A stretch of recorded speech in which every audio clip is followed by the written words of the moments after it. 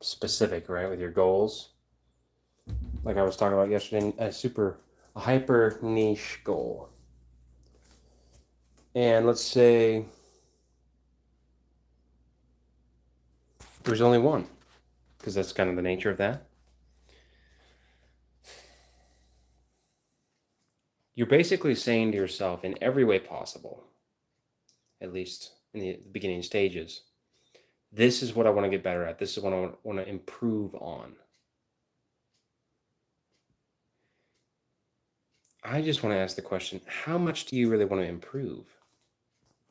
How much better do you want to get? And the answer is, if you're consistent and you really want to do that and you've sacrificed for it and you don't stop, I know if you try, you'll succeed. So that holds true.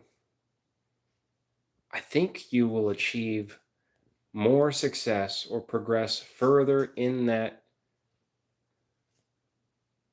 goal, realm of endeavor, than you could conceive in your imagination at the time you started and first said, before you became consistent, this is what I want to do. This is what I want to get better at. And that's kind of incredible. That's honestly kind of extraordinary. You can become so much improved.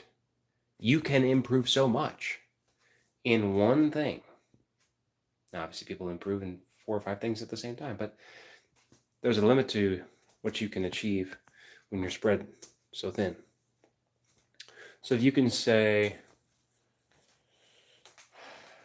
only one thing, and nobody's only doing one thing, but in terms of I have to get better, not maintain, I have to constantly be in a state of improvement.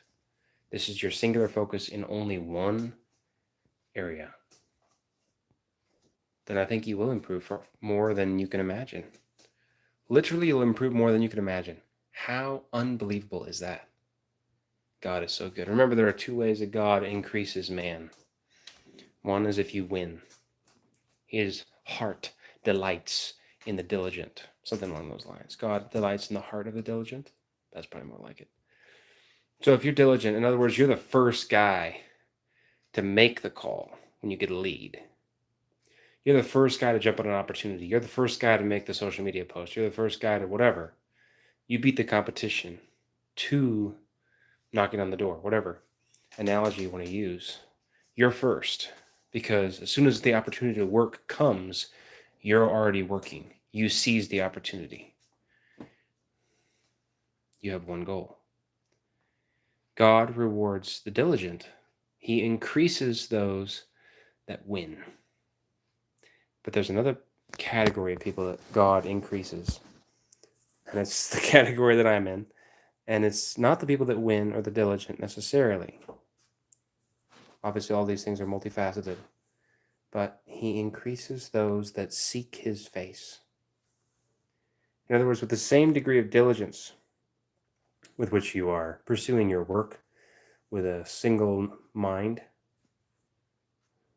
single focus, unwavering dedication, and you are winning, that same degree, that same intensity, let's say, of consistent and diligent advancement and investment